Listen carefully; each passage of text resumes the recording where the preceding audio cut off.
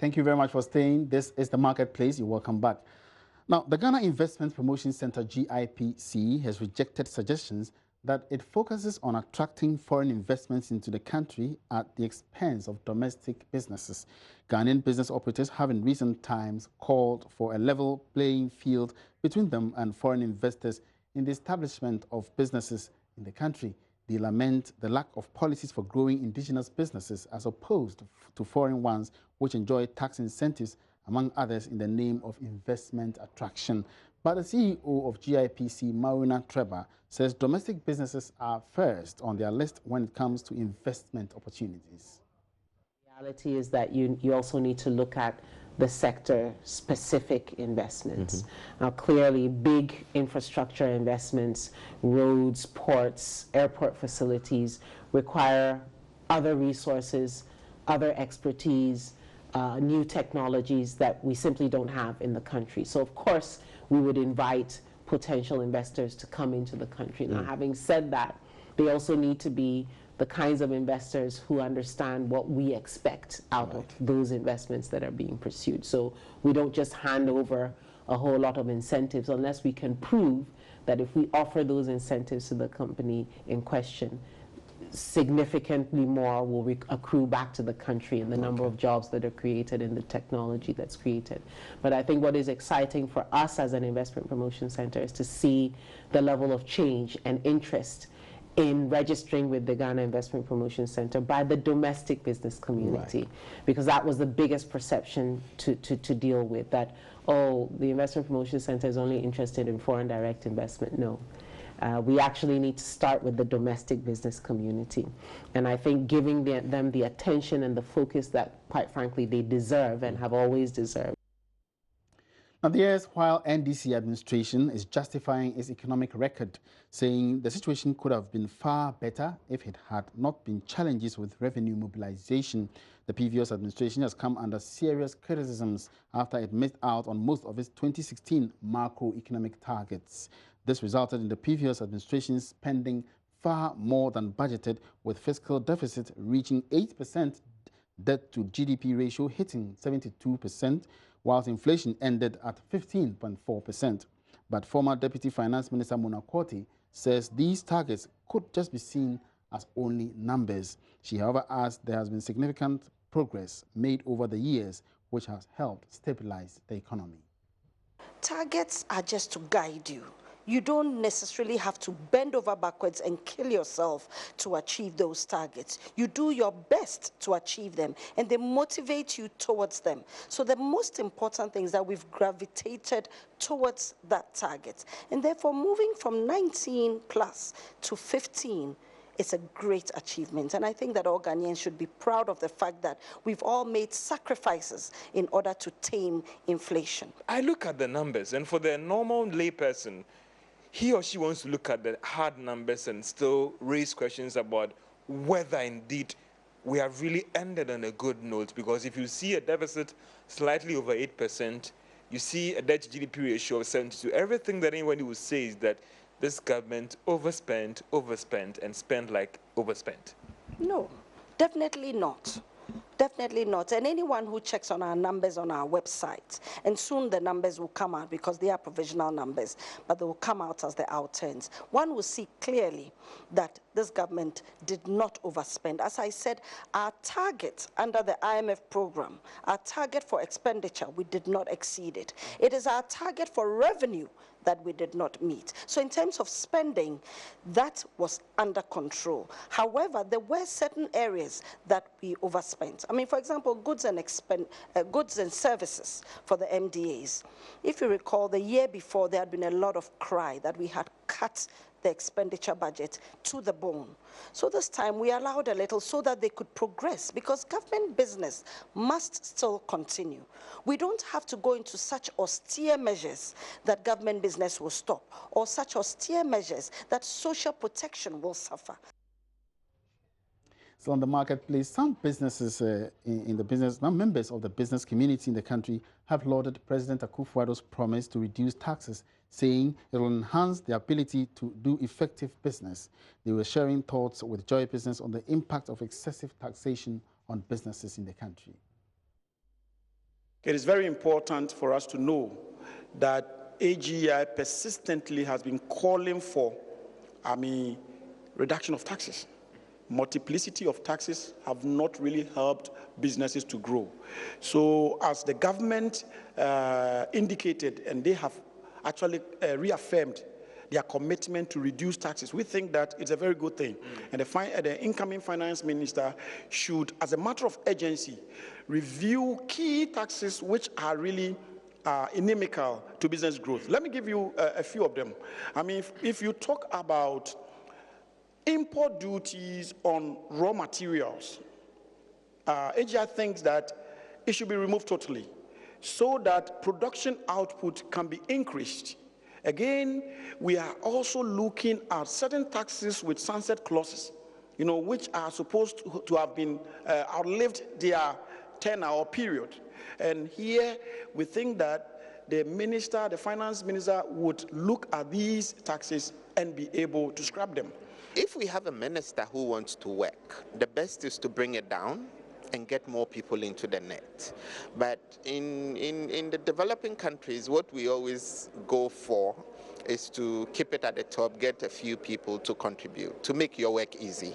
But I think with this new perspective that we are looking at, it will be better for our people to go to work, get more people into the net, and then bring down the taxes for everybody to be comfortable. The minister is also talking about compliance. Yes. How easy or hard is it to go this way? Compliance has always been an issue, and I think it comes down to, coming back to what I was saying earlier, getting people to work. We have GRA sitting in there with all the documents and things everybody will have to comply. But how often do they chase us to comply? They don't, and we don't have any mechanisms to bring sanctions to those of us who don't comply. So I think it's a good start, but we have to get our systems to work. In the past decade, almost every year, the Association of Ghana Industries has come out and said, you cannot grow an economy if you don't reduce taxes. And especially if you want to boost manufacturing, then raw material should come in virtually duty-free. And the example of countries like Japan, who have no raw material of their own, and yet they are a huge manufacturing hub, shows you that if you take away taxes on raw material, is one way of unleashing your manufacturing capacity. Of course, you also need to think about technology and markets, but those are concerns for other ministries. We have a Ministry of Science, Industry and Technology. We have a we have an Export Promotion Council. So those are concerns which other Give real meaning to your plans of protecting the public purse and rooting out corruption. That is the expectation of the country's development partners from this administration. William Hanna is the head of EU delegation in Ghana. I think expectations in Ghana are high. Having heard the speeches, very clear, they're high, and we see a number of things that the government is talking about which are of interest to us. The first would be indeed the emphasis on the private sector, on investment and on jobs. The President-elect said to us when he met us, he said, look, I'm not looking for your European taxpayers' money. I'm looking for your businesses to come and invest in this country and help us create jobs. And I think we welcome that approach, because I think I've said this to you before. We see Ghana, middle-income country, as a country which doesn't need or should not need in the future development assistance, but which needs to be more integrated in the region, in the world economy, investment, jobs, private sector. And you know that our businesses are interested, our countries are sending down missions often to invest here. So we see that as a very important signal. Ghana is open for business, and that's certainly for us very, very encouraging. So that will be the first thing and we will already start talking to the government about its plans to improve the business environment and the environment for business. That's crucial. I think also what the President has said, what the government has said about protecting the public purse. That, I think, for us is also key. You know that in the past we were concerned about public financial management. It's important that finances coming from the taxpayers of Ghana should be protected. And you know that in the past we had concerns about the macroeconomic environment, about management of the public finances, about the ghost workers, the payroll, all those issues from a year ago. We were pleased when there was an agreement with the IMF and these issues were addressed. More needs to be done in the future. And so that emphasis on protecting the public purse and on fighting corruption, indeed, for us is welcome. That was the head of the EU delegation in Ghana, William Hanna. Now, away from that, the Kwame Nkrumah interchange, which has been christened by a section of the public, Circle Dubai, was constructed to regulate traffic flow in that part of the city. The monumental infrastructure was commissioned last November. Is gradually becoming another destination for hawkers who have almost taken over some parts of the interchange and doing brisk business. Zarina Amandi has been observing the trend and has come through with this report. Prior to the construction of the Kwame Nkrumah interchange, the area was flooded with hawkers plying brisk business despite efforts by city authorities to relocate the hawkers into the pedestrian shopping mall. On our visit Thursday afternoon, the newly constructed Circle Interchange, Ghana's New Dubai, has started attracting hawkers and has become a new abode for buying and selling. The interchange, which was commissioned barely 2 months ago, has already taken a different turn, and some hawkers justify why they sell on the pavement. Those of us who sell on the pavement are not here because we want to. We are here because we don't have anywhere to go. They came and took money from us, saying they'll provide us with a better place, but we still haven't heard from them. I have nowhere to go. For some, like this footwear vendor, it is just a strategy to make more sales.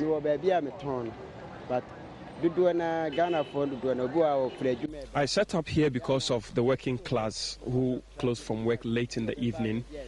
They find it difficult to enter the shop, so when they see me on the pavement, they come directly to me and purchase my goods. Commissioning the interchange on 14th November last year, former President Mahama described it as not just a modern facility, but a convenient place for tourism. This does not obviously resonate with some hawkers and rather believe the new government will be friendly to their cause. Oh,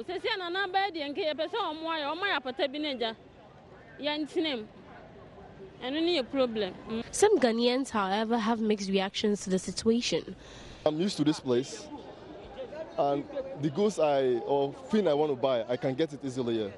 And also, some of the products are also lesser in price compared to those in the stores. We can compare the price in the stores and the one on the streets. There is a very, very big difference in price. It will mark the beauty of the city. I think they should situate themselves very well. A place where maybe someone can go, maybe in case something happens, I can trace the person. But you being scattered around is very bad, very abysmal. I think they should situate themselves around a place, any convenient place, not blocking the road, which can cause traffic to other drivers. Even though Ghanaians are excited about the new facility, it appears if care is not taken, the unexpected will happen. Is the destiny of the Circle Dubai changing? Only time will tell.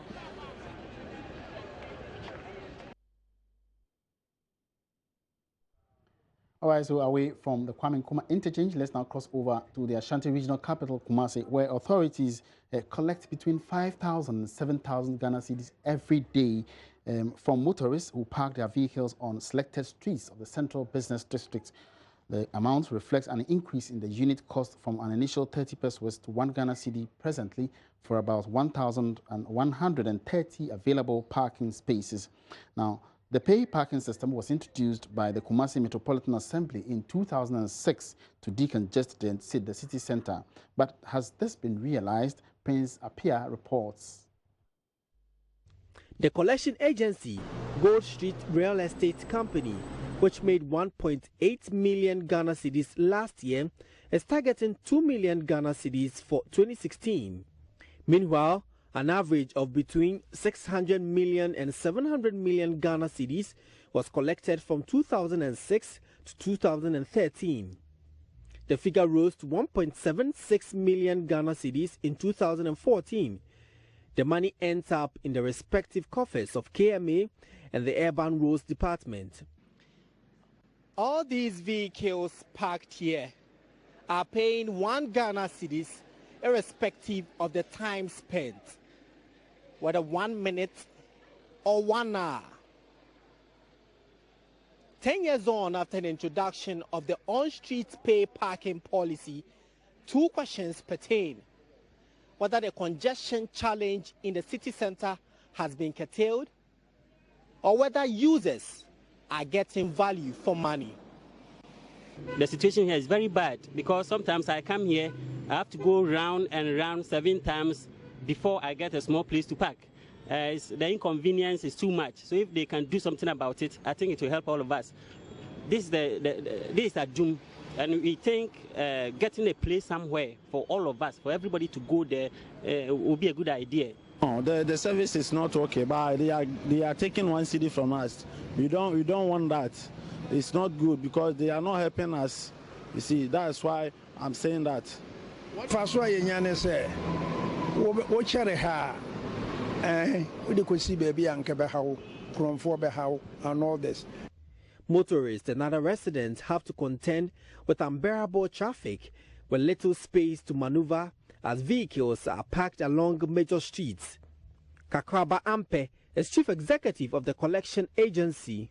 We've been discussing with the KMA that there's the need to take some of the wholesale trading activities out of the city center because in various jurisdictions, as conditions change, wholesale businesses are taken to the urban periphery so that offices and walk-in shopping activities are preserved for the city center, and that is where we should be looking at. The other factor that we have been discussing, which we hope over time could also be introduced, is the possibility of getting high-rise parking facility in Kumasi. Accra has a couple of those facilities, and it helps because that way you can stack a number of vehicles within the same space and therefore free the on-street parking locations for people who are coming for 1 hour or 2 hours and to do business. So freedom to move about, in your vehicle or as a pedestrian is not as it used to be some few years ago, just because of the sheer numbers, which also means that we need to revise our notes and rethink the processes to see how we can improve. There are also concerns about what the money has been used for since 2006 when the pay parking was introduced. Public Relations Officer for the Kumasi Metropolitan Assembly, Godwin Okumanyame, provides some answers. And whatever amount that the KMA collects, it becomes a public money, it becomes a public fund. So if you look at the KMA in general, just as any other public fund is being used, that's what we also use it for. Even the receipt that we issue are from Control and Accountant General Department, what we call the JCR, General Counterfeit Receipt. So once you issue it and the people pay for, it becomes a public fund. And like any other public fund, that's what we use. We use it for development, we use it for even people, we even use part of the money to pay people to make sure that they clean the city. We use some to make sure that we fuel the vehicles, we make sure that we use some to also service our equipment and so on and so forth. So basically, whatever amount that we collect becomes a public fund and then it's being used just as any other public fund is being supposed to be used. Plans for constructing a modern... Now, persistently, various commercial banks have endured the increasing non-performing loans on their books. These have sometimes threatened the very existence of some of these banks. In a repeat of the business agenda, some banking experts are urging government to help address the situation. We begin the year with a call for government to take urgent steps to address the phenomenon of non-performing loans. Financial consultant Charles Mensah wants government to institute policies that would address the phenomenon and ensure that the indebtedness of these bulk oil distribution companies to banks does not recur. Most of these banks have not been able to settle their debt. They default, and this has created a lot of problems. Charles Mensah believes it's about time government instituted some punitive measures to ensure this is addressed. Per the Bank of Ghana rules, once the client is not servicing the debt, you have to take steps to make provisions and all those ones in your books or in your books. So, and I know that some of the banks try to find a way to prevail on the client that they should pay some amount and then they will reinstate the loans, just to go behind the Bank of Ghana rules of that if it's not servicing, do something about it. So they are trying that.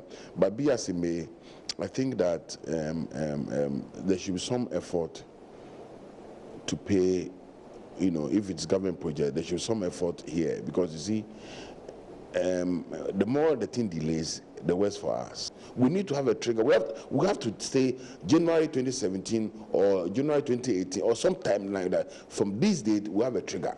No compromise, because softwares are there to do it, and that's what we should do. And then government then can be punished.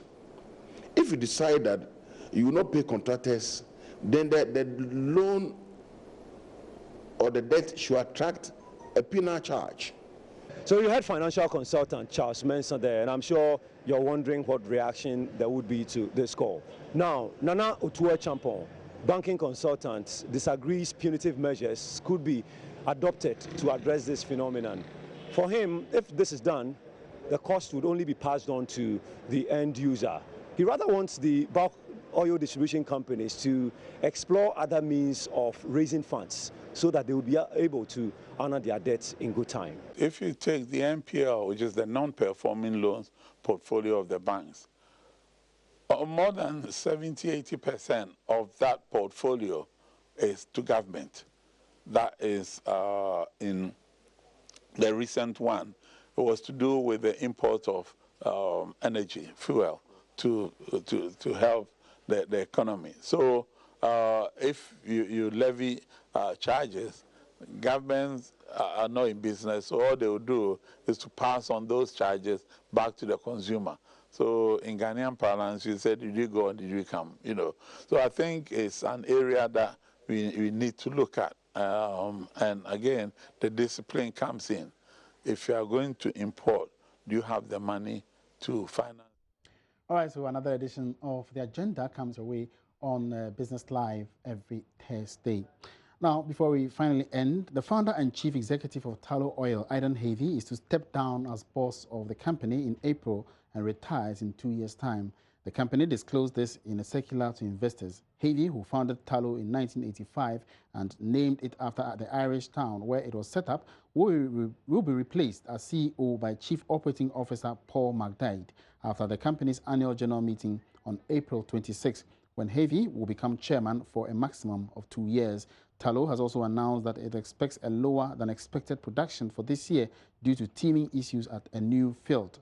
The disappointing trading update sent the shares down around 3% in early dealings, erasing all the gains the stock had made earlier this week. And that will be it for this afternoon's edition of The Marketplace. Many thanks for watching, and do enjoy the weekend. Have a great afternoon.